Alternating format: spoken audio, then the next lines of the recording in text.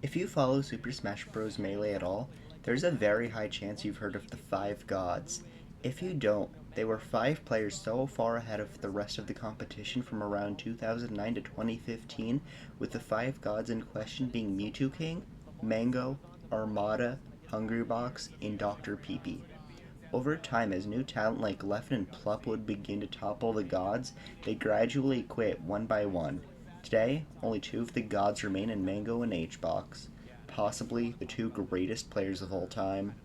One thing I noticed in particular is how Mango and H-Box seem to perfectly reflect each other in almost every year. Let me explain. The second god to rise to godhood would be Mango, defeating the first god in M2K to win Pound 3. The second to last god to rise would be H-Box, defeating the final god at ROM 2. Now I know that on its own isn't very good evidence, but there are many direct results to compare. From 2011 to 2014, Mango was pretty much the best player in the world, with his only real challenge coming from Armada. Yet in this era, H-Box was considered by far the weakest of the gods, not being able to win a single major for about half a decade. Then at the Big House 4, H-Box finished a relatively disappointing ninth place, while Mango won the whole event.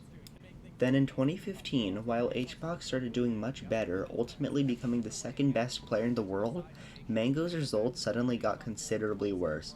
And it didn't get much better in 2016 when Mango would only win a single major event in the first half of the year. Meanwhile, H-Box was in a tight race for number one versus Armada. Following 2016, H-Box would start his 3-year reign as pretty much the uncontested best player in the world, with arguably his best year being 2018. Yet for Mango, that was one of 2 years he couldn't win a major post 2007.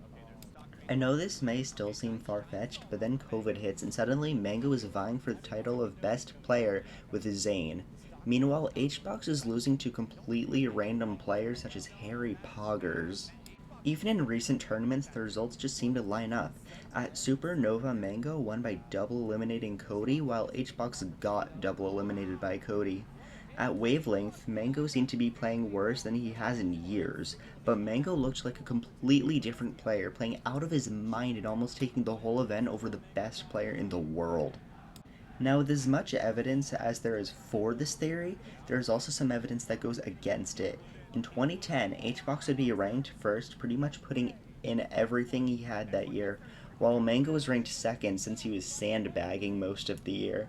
And in 2023, they would both do pretty terribly, with neither of them being able to take a major and finishing right next to each other on the end of year rankings.